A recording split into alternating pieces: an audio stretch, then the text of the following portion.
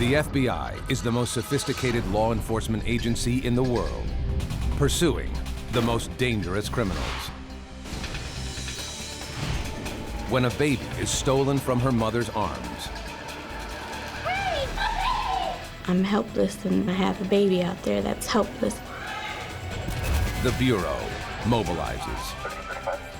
We were trying to find out exactly who this person was and why this person kidnapped Jasmine. The longer it takes, the less likely you are to have that break. I never imagined the nightmare that I was walking into. FBI. Criminal Pursuit.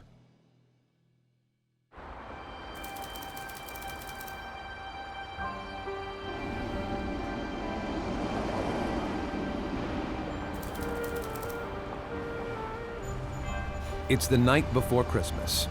A tired 21-year-old Marcella Anderson gets out of a cab in front of a bus station in downtown Chicago.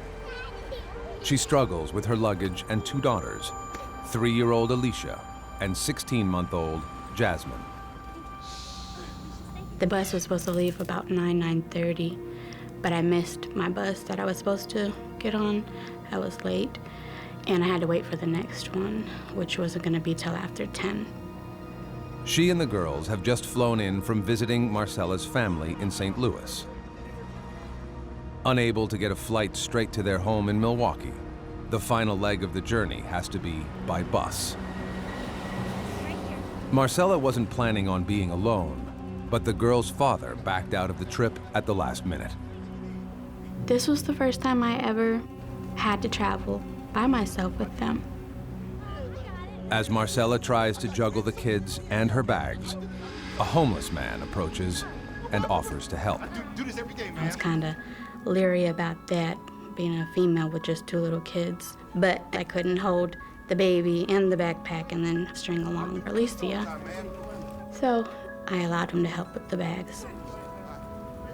I didn't think anything was going to happen.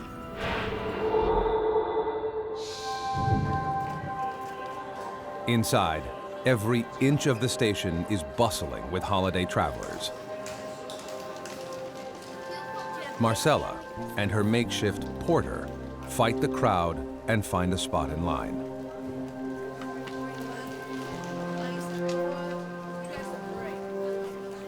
I noticed a lady who was kind of just walking around the bus station. It was packed. She approached me and gave me a compliment as to how beautiful my children were, and more so focused on Jasmine. Thank you. After she paid her compliment, she went on about her way, and I didn't think anything else of it.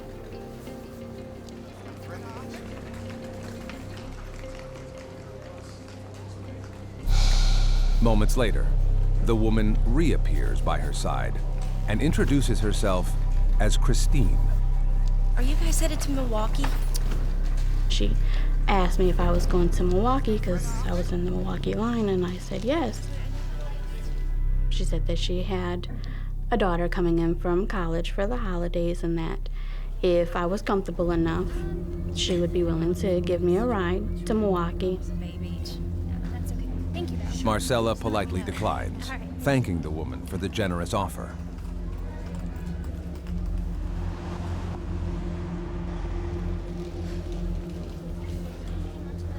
As time ticks by, the girls get more and more sleepy.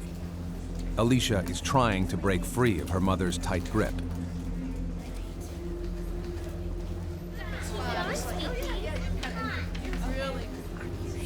Once again, Christine appears and kindly offers a ride.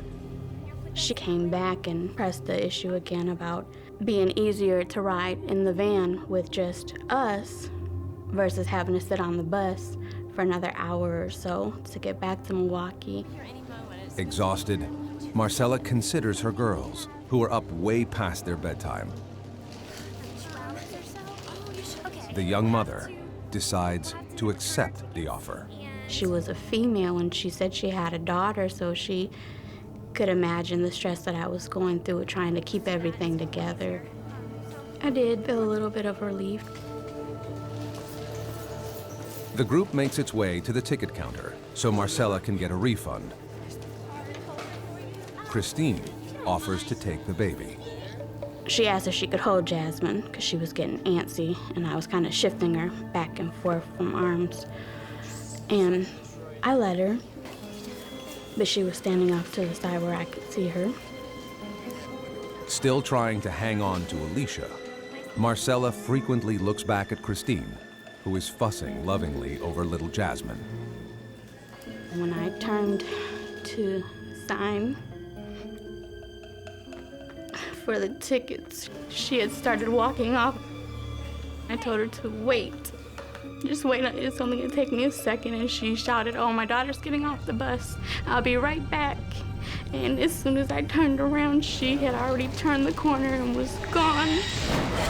Hey! Hey! Help! I'm screaming, "Help!" She took my baby. Everybody's looking, but she was gone.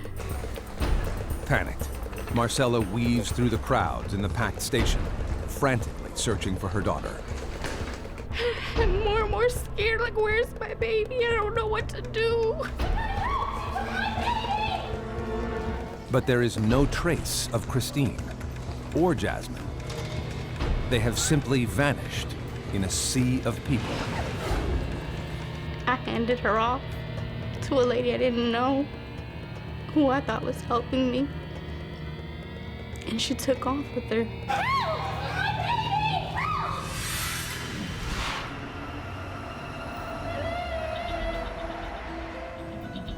Chicago Deputy Chief of Detectives Joseph Gandersky is home with his family wrapping Christmas presents when he gets the call that a child has been abducted from a bus station. We're going to try and do our best, damnedest, to find his baby and find out what happened. At the bus station, Marcella does her best to give detectives a description of Jasmine and the woman who took her. She was wearing a black leather coat that was about mid-length. She had blonde hair, blue eyes. Jasmine had on white Velcro tennis shoes with a blue sweat outfit and a pink hooded coat.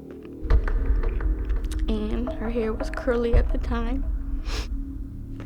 And I remember she had one purple earring and one white earring because I couldn't find the match. Officers face an uphill battle trying to find other witnesses. There's people coming in and leaving from all over the country. Police turn their attention to the homeless man who was acting as a porter. He tells detectives that the woman was Hispanic, or white, between 35 and 40 years old, and around 5'2" or 5'4". He also adds an important detail. She had a large tattoo on her neck. Marcella agrees and believes the tattoo may say Christine or Christina. Being a female, having a tattoo on your neck is very important because it narrowed down. A woman had a tattoo on her neck that would raise a red flag. Marcella tells investigators that she last saw Christine headed for an exit.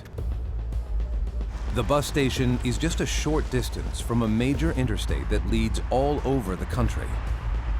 Detectives fear the woman is long gone, but scour the area for any sign of Jasmine. Uniformed personnel that were available on duty that night conducted a search of every possible thing in the 4-block area. I mean, dumpsters, garbage cans, sewers, washrooms, the bus station itself. Meanwhile, Marcella and the porter head to the police station for further questioning. The desperate mother doesn't want to leave the depot. Miss Anderson was very, very distraught. She was in tears. She was exhausted. She was beating herself up about leaving the kid with someone else, even though the person assured her that it would be okay. I just wanted help, and she seemed like she was gonna give me help. I never imagined the nightmare that I was walking into. With no leads to go on, Gandursky and his team have their backs against the wall. You are always chasing the clock because if the person isn't found right in that immediate area, you have to assume that it's spreading out farther and farther from that initial point. It's like a nova, and boom, things start to speed away in many different directions. It's imperative that investigators immediately get the word of her disappearance to everyone. That was our overall strategy, to get out as much information as possible to as many databases, as many organizations that dealt with missing. The Chicago Police Department turns to the one law enforcement agency whose reach extends across the country, the FBI. 7-year veteran and violent crimes special agent Nanette Dourley wastes no time. At this time, we have no idea where baby Jasmine is, if baby Jasmine is still in Illinois, if baby Jasmine is with the individual who kidnapped her, or did she sell baby Jasmine to somebody else because she needed the money? We had no idea. You start to put together different scenarios in your head, and none of them really make sense. Why does a woman come in there and grab a baby? As Christmas Eve comes to a close, Marcella heads to a nearby hotel with her daughter Alicia, but without baby Jasmine. She tries to relax, but instead spends the night fighting off panic. Her baby is with a stranger, and she has no idea what they'll do with her child. I tried not to let my mind wander to the negative point of what if the worst would have happened? What if they killed her?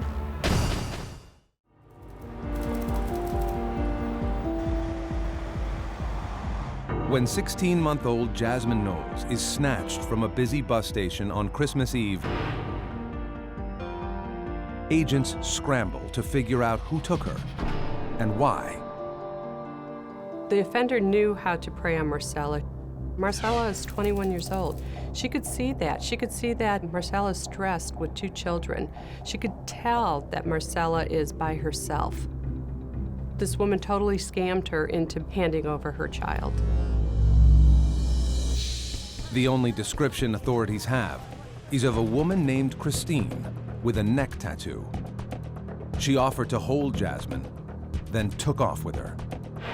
They can only guess what her motive is and whether she is working alone or with someone else.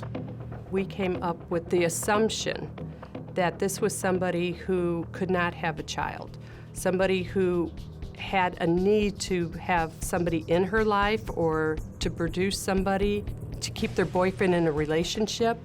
That was the assumption that we were going on. But what if they're wrong? Within 24 hours, if the victim is not recovered, unfortunately, a lot of times that the victim ends up dead. As Christmas Day dawns, there is an emptiness in Marcella's heart. All I could think about was I just wanted her back. I wanted her to be safe. I wanted her to be with her family, the people that she knew. Marcella is even more frustrated that she's been able to provide so little information to detectives. I wanted to help out so bad because I wanted to find my daughter, and I didn't know which way to go or what to do. I felt helpless. And the only thing I could picture is this little baby's face, just calling me and holding her hands out for me. One person agents want to question is Jasmine's father. He backed out of the family trip at the last moment, citing his fear of flying.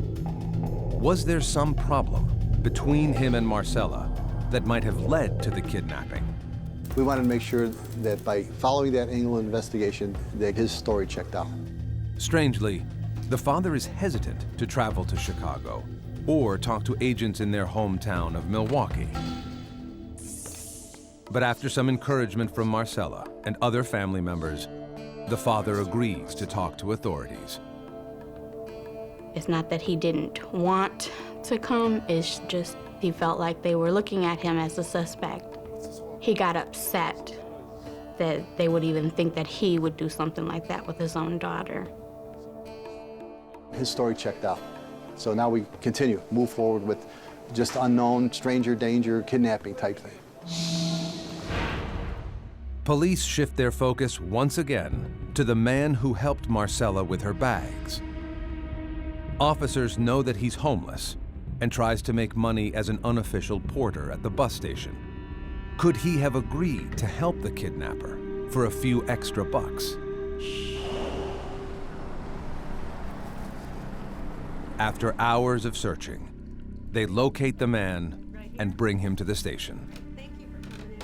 It's important to re-interview someone to make sure that there was something that they didn't forget in the initial interview. The man willingly submits to a polygraph and passes. Investigators rule him out as a suspect. In his interview, he reiterates that the woman who took Jasmine had a tattoo written in cursive on her neck. At that time, not too many females had tattoos that were cursive on their neck. It was a great lead that we were able to follow up on. The tattoo becomes the main identifier as detectives and agents troll through databases and flood the public with information. We wanted to get the story out to the press because we felt someone had to know this woman, what she may have been about. If she was working with anyone, someone had pieces of the puzzle. On Christmas Day, Marcella bravely faces the cameras, begging for a holiday miracle. My name is Marcella Anderson. I'm 21 years old, and Jasmine was kidnapped yesterday, and I really want her back. I love my baby, and I know she's friendly, but she belongs at home with her sister and her father and her mother. Please, just bring her back wherever she is. Please. I was very emotional and crying and kind of at a loss for words, not knowing quite what to say, but I knew I had to reach out to her and try to get the point across that she needed to bring her back. It was absolutely critical for Marcella to speak again, to give it that human element.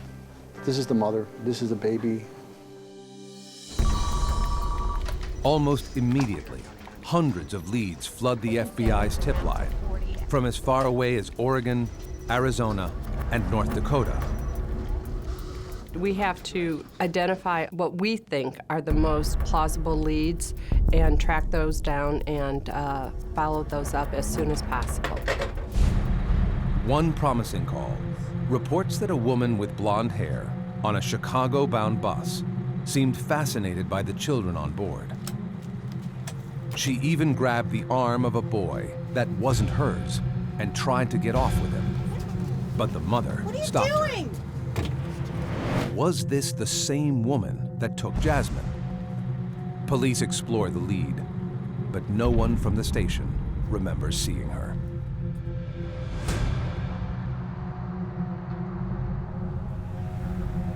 Another call comes in about a woman who works at a Chicago drugstore who has a tattoo on her neck.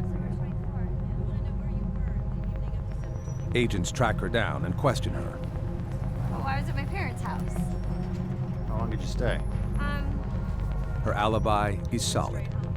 She's not the abductor.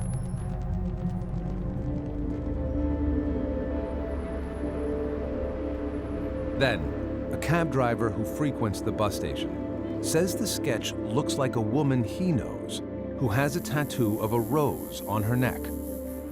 He tells detectives that he sometimes sees her on the south side of Chicago, near the city colleges. Authorities dispatch a car to try and track her down. Each lead turns into a dead end. We were at that point just grasping for straws, hoping that something really solid, really specific, like here's this woman coming into my house or our family with this child, that who is this child? But we got none of that. With every hour that passes, the chances increase that this ordeal will end in tragedy for Jasmine and the family. People say that after 24 hours, going into 48, the likelihood of that child coming back goes down. But that was the furthest thought from my mind. I didn't want to have to think about that. As time goes by, the longer it takes, the less likely you are to have that break. You're always worried about not getting that break. What does Christine plan to do with baby Jasmine?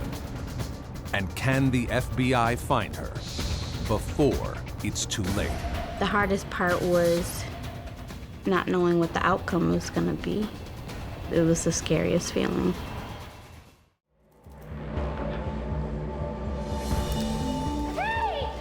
After watching her toddler disappear in the arms of a woman she thought was a good Samaritan, Marcella Anderson spends her Christmas holding press conferences, pleading to get her daughter back. Jasmine was kidnapped yesterday, and I really want her back. I love my baby, and I know she's... The relentless interviews are an agonizing process, but one that must be done. Each minute that passes is a minute baby Jasmine could be closer to death. I had to be strong. I had to get the information out because I needed to get my baby back.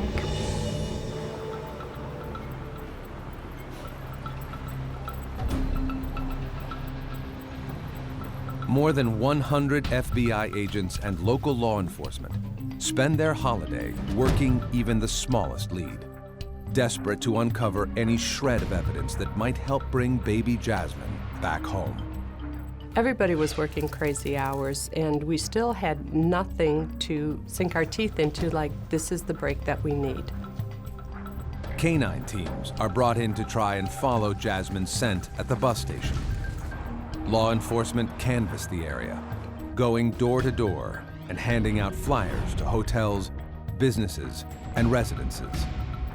But Christmas night comes and goes with no sign of Jasmine. At that point, I didn't have a sense of time. Just thinking about all the different possibilities scared me. Who she was with, who she was around, were they changing her diaper, was she eating? Was she crying? How were they consoling her? It made me feel helpless. There was nothing more investigative-wise we could do to bring baby Jasmine back. 13 miles away, in the Chicago suburb of Broadview, Illinois, Detective William Pfeiffer is sorting through some paperwork when his phone rings. The front desk calls me and says there's a female at the window that wants to talk to you, possibly about the kidnapped child. Standing before him is an anxious woman who identifies herself as Patricia Harris. I ask her what kind of information she has. She hands me a picture and says she believes that this child is the one that was kidnapped from the bus station in Chicago on Christmas Eve. Pfeiffer takes the picture and compares it to the image of Jasmine on the flyer circulated by the Chicago Police Department. The resemblance is uncanny. I was kind of surprised. Okay, thank you. We walk into my office and I begin to interview her as to what she knows. Patricia tells Detective Pfeiffer that her son DeWallace, who is on probation for drug charges, and his girlfriend Sheila Matthews had come to visit for the holidays. They brought with them Patricia's first granddaughter, Patricia Rose, whom she had never met. But from the beginning, Patricia felt something was off. They arrived at her house. Then Patricia asked where her grandchild was. Where is my granddaughter? You know I want to see her. Sheila stated that her mother had the child and that she was coming in Christmas Eve and that she would have to go to the bus station and pick her up. Patricia learned that DeWallace had yet to meet his daughter, to whom Sheila supposedly gave birth while he was in jail. The evening became stranger once they arrived at the bus station. Patricia drove them down to the bus station. A short time later, Sheila came running out and jumped in the van. Go, go. Drive, go, go. Go, it's clear, go, please. And Patricia asked her, what the problem is. What's the hurry? Go. She made a comment that her ex-husband was chasing her and that we need to go. The chances of going to a bus station at that time to find a biracial baby, it was unbelievable that she had that luck.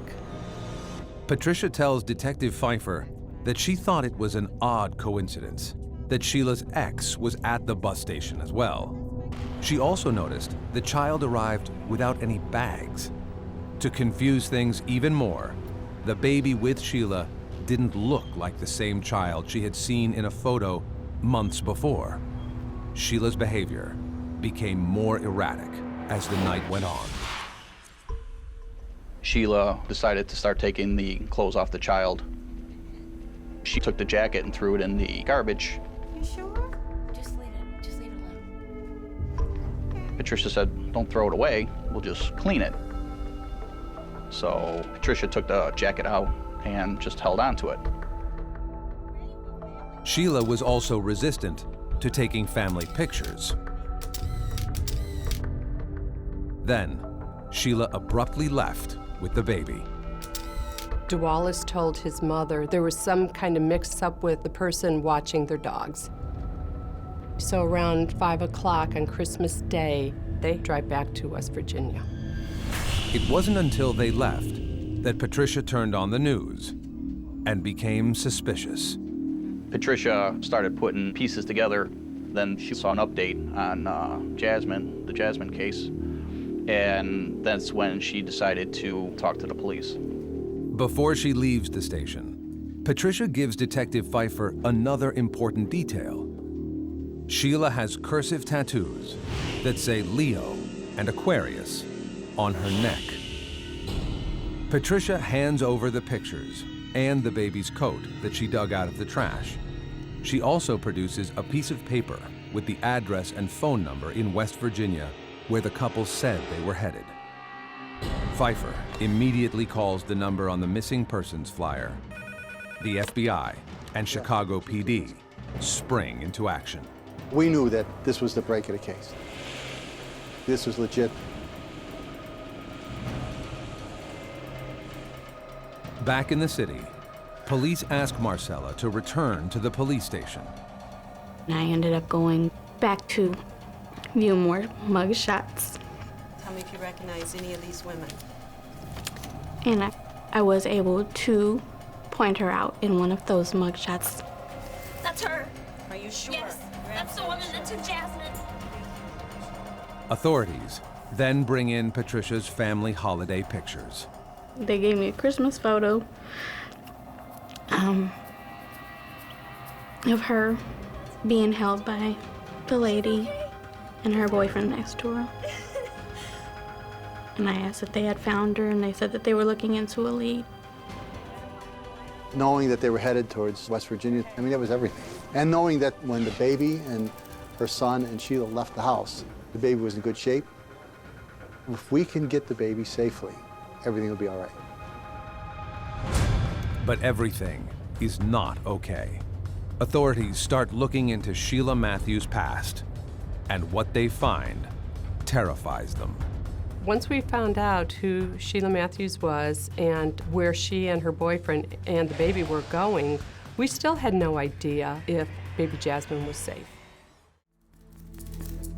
The FBI and Chicago PD have received a solid lead that 16-month-old baby Jasmine is en route to Williamson, West Virginia, with her kidnapper, Sheila Matthews, and Sheila's boyfriend, Dualis Harris. Agents and police around the country quickly mobilize. We knew they were headed towards a specific location. Now it was focused on designing a strategy to get that baby back. As Sheila, Dualis, and Jasmine head south, agents frantically dig into Sheila's past. They discover that although she has 2 biological children, she has a long history of stealing kids in order to keep men in her life. In 1987, in Moses Park, Washington, Sheila agreed to watch Maria Weeks, the 3-year-old daughter of neighbors. It was only supposed to be for a weekend, But Sheila asked if Maria could stay a few more days to play with her niece who was in town. That was the last the Weeks family heard from Sheila, who mysteriously vanished with their little girl. Sheila was trying to obtain forged documents, passing this little girl off as her own. She actually gave her a new name. I need some money, I really do. Sheila told her ex-boyfriend that the girl was his, and that she had even named her Micah after him. Just like it. Having not seen Sheila in a few years, he believed her tale and gave her money for support. It wasn't until police came looking for the child that he discovered the girl was stolen. Sheila was arrested, then sentenced to 5.5 months in jail and a year of community supervision. Then, less than a year before Jasmine's abduction, Matthews tried a similar scheme in Chicago. Sheila was dating somebody who had just gotten out of prison. When he went into prison, Sheila told him that she was pregnant. So now Sheila had to produce a child to show her boyfriend that she had a baby with him.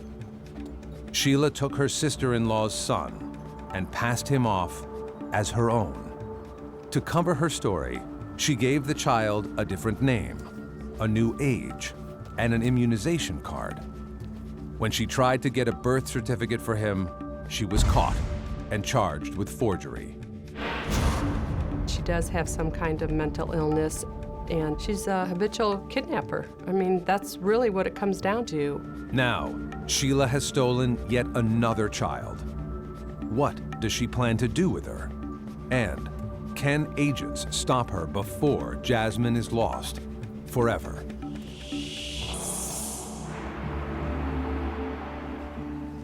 Three days into the nonstop investigation, the FBI issues a federal arrest warrant.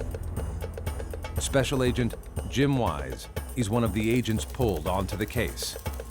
He immediately jumps in his car for the 2-hour drive to Williamson. I was running lights and siren. I was very nervous because I didn't know what to expect. Had a baby just been kidnapped, or were we trying to locate a baby, or were we trying to recover a baby?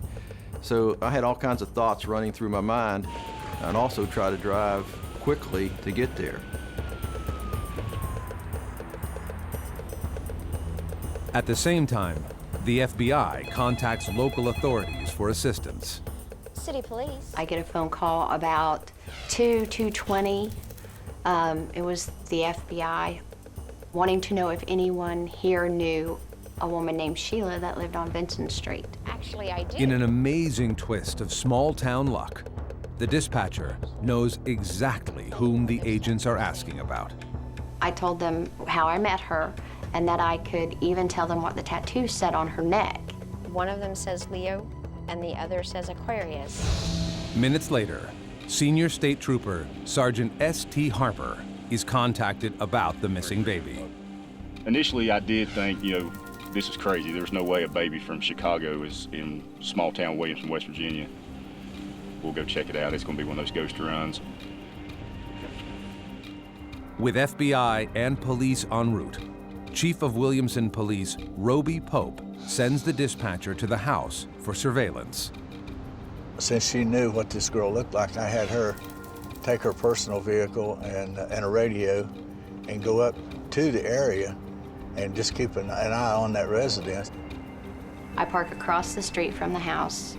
I crawl into the back of my vehicle, and I have binoculars to make sure that the baby did not leave the home. Special Agent Wise and Sergeant Harper arrive within the hour. We observed a black male subject come to the door that I didn't know. At a certain point, we observed Miss Matthews through the window of the residence and knew she was home at the residence. Now that law enforcement knows Sheila is inside, they can formulate a plan of entry. But they have to be extremely cautious. They have no idea what the situation is inside the house, but they are familiar with the neighborhood and know that things could go very wrong very quickly. Anytime there's a kidnapped baby, it's a very dangerous situation. But in this area that is a high drug, high crime area, that potentially puts another aspect of danger into the situation. What concerned us was if they were selling narcotics out of their residence, the baby was inside, and if a drug deal went bad, what would happen to the child? But the bottom line, we had to get inside.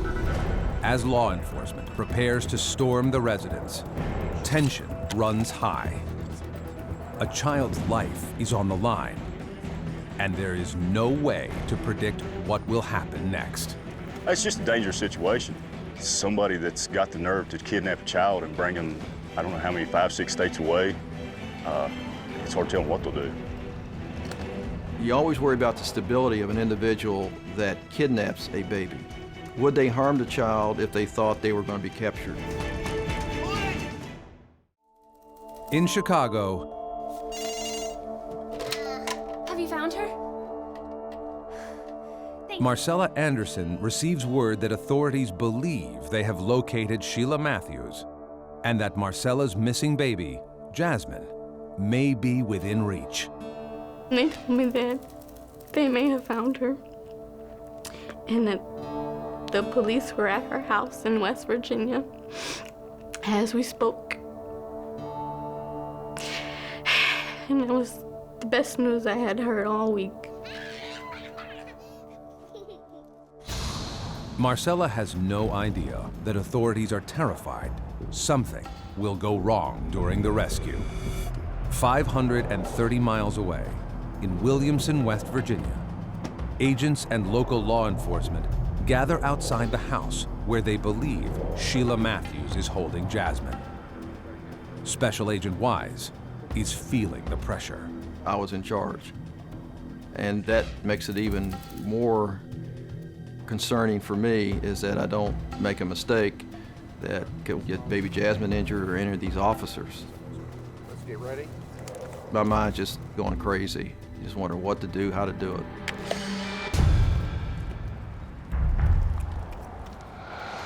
Agents and officers get into position around the house.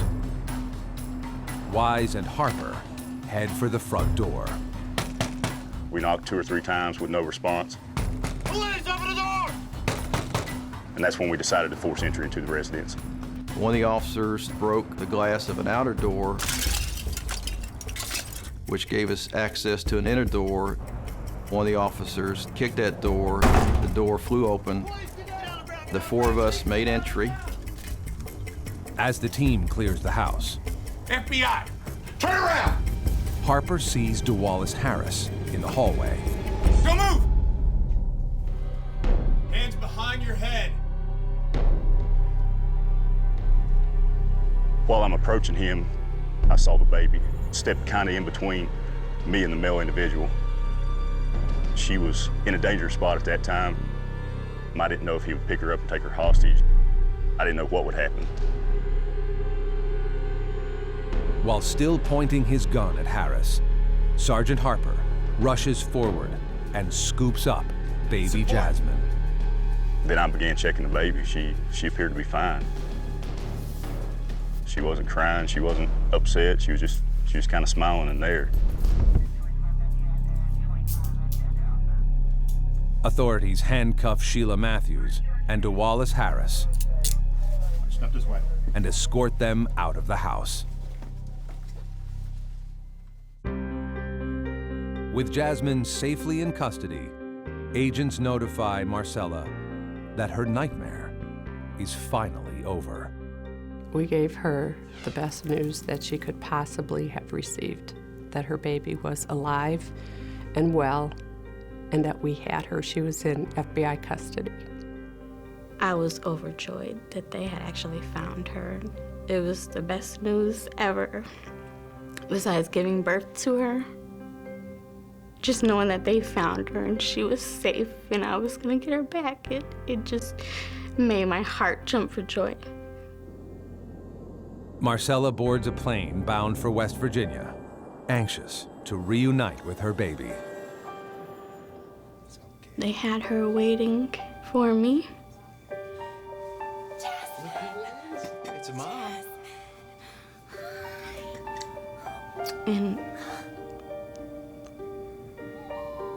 just being able to hold her and see her again. She called my name as soon as she saw me. Thank you so much. Thank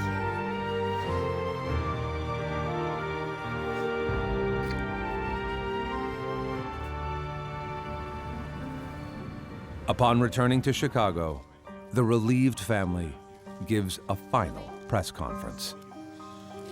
We got our baby back, and thanks for everyone who helped and prayed, and God really came through, and just gotta have the faith.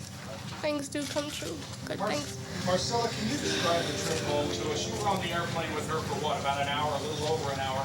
Just tell us what that was like. It felt good to have my baby in my arms. And it's hard to explain. It's just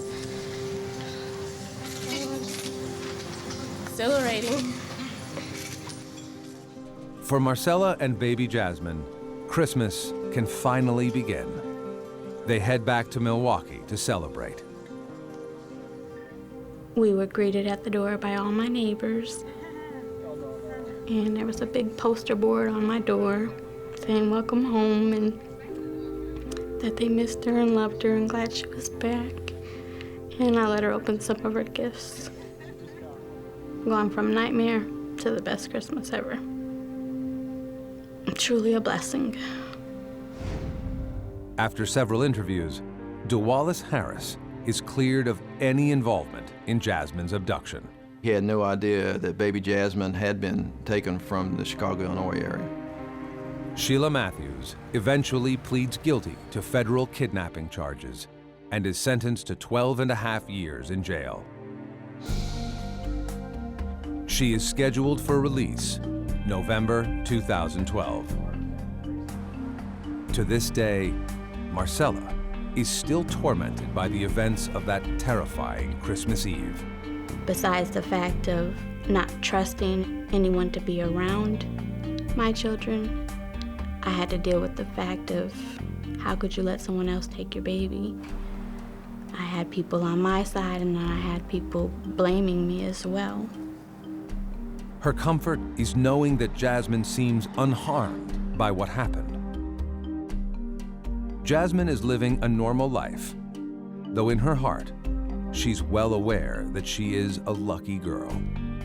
Sometimes, like when I'm alone, like no one knows this, but when I'm alone, sometimes I pray to God and thank Him, because if it wasn't for all them people, I wouldn't be here today.